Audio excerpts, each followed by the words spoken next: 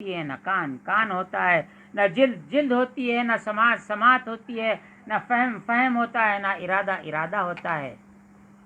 فوت شود، ختم ہو جاتا ہے. برادرو، عزیزو، سننے والوں، اہل طریقت کو ماننے والوں، طریقت پہ چلنے والوں، تصوف کی تعظیم کرنے والوں، تصوف کی چاہت کرنے والوں، تصوف کی تائید کرنے والوں، آپ تو یہ بات مان ہی جائیں گے. لیکن جو اس کے مخالف ہیں، اتنی گفتگو کے بعد بھی وہ کچھ حد تک تو ضرور مان جائیں گے. ان سے میری گزارش، ان سے میرا سوال، ان سے میرا استفہامی کوسچن، انٹروگیٹو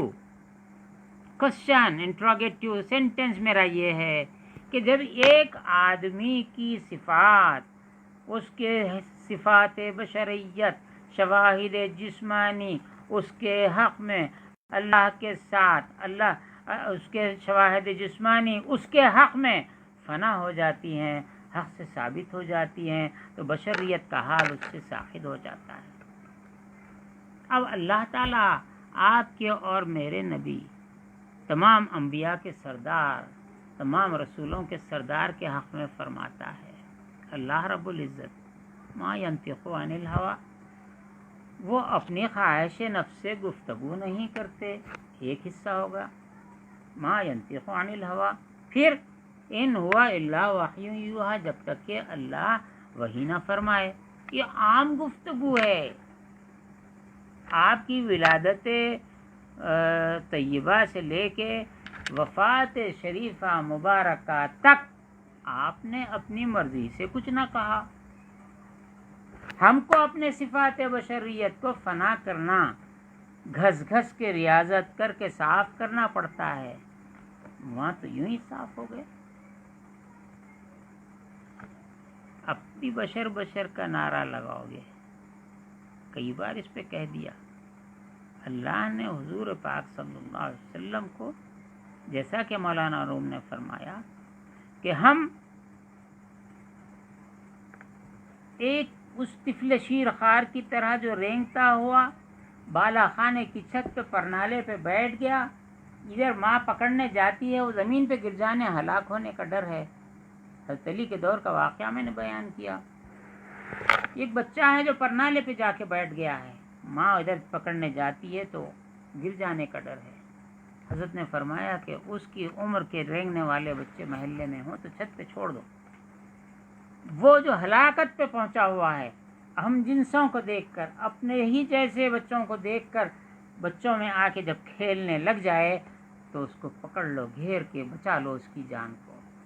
اللہ نے فرمایا قرآن مجید میں کہ تم آگ کی کھائی کے کنارے بیٹھے ہوئے تھے، تمہاری ہم جنسوں میں اللہ نے اپنے رسول کو بھیجا جو تم میں سے تھے. تم اپنا سمجھ کر، اپنے جیسا بشر سمجھ کر نزدیک آ جاؤ تو تم کو ہلاکت کی کھائی میں، ہلاکت کی ویلی میں، آگ کے جہنم کے کنارے جو تم تھے، اللہ نے تم میں سے نبی کو بھیج کر تمہاری جانوں کو بچا لیا. تم ابھی بھی بشر کہو گے. تمہاری بشریت صاف ہو جائے تو حق کے ساتھ تم باقی ہو جاؤ. جبکہ حضور کی ولادت سے آخری لمحے تک کا جو دنیاوی ظاہری ہے، شواہد جسمانی ہے، ظاہری کی بات کرتے ہیں، بشریت نہیں رہتی ہے. پھر حضور کی بشریت باقی رہتی ہے.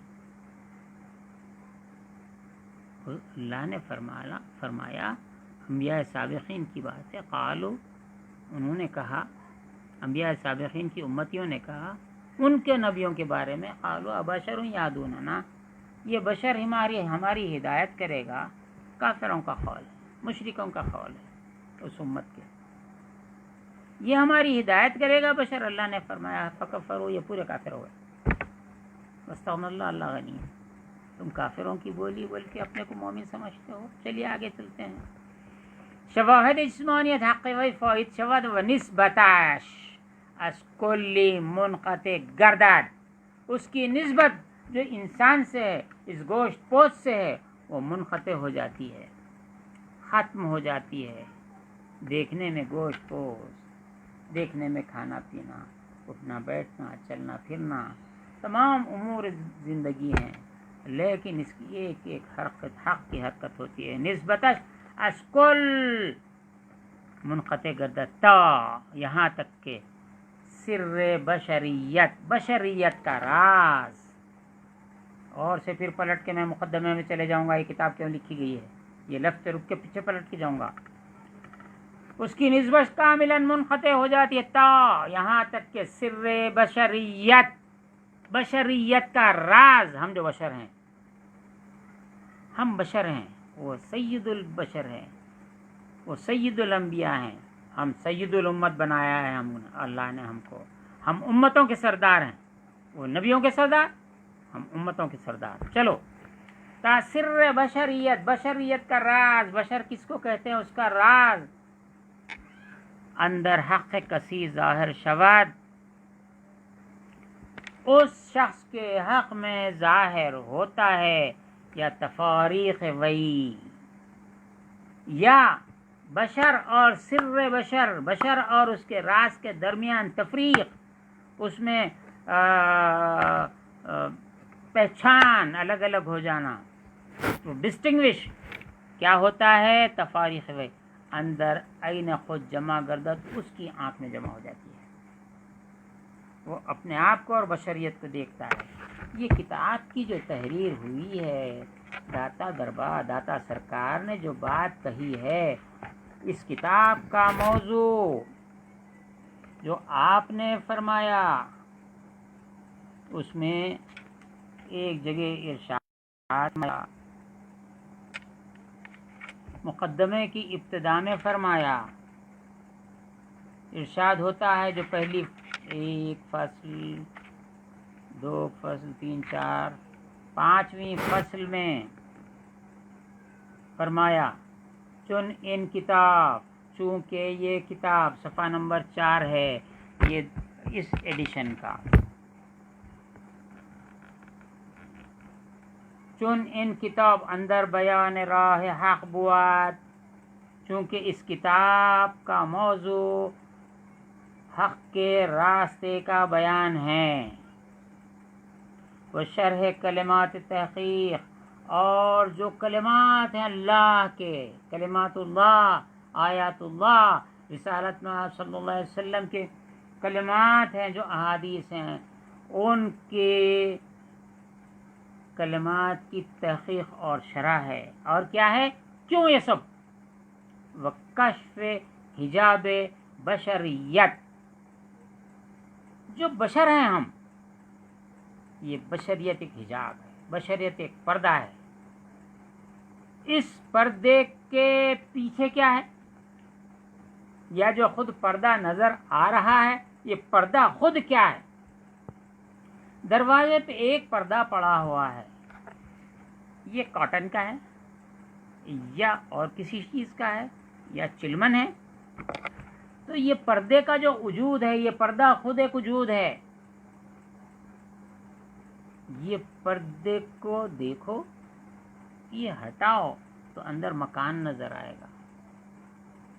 جیسا کہ مولانا کا شعر میں نے اس سے پہلے پڑھا، یہ جو وجود ہے، یہ ایک گھر ہے، ہر گھر پہ پردہ ہوتا ہے، اور یہ زبان اس وجود کا پردہ ہے.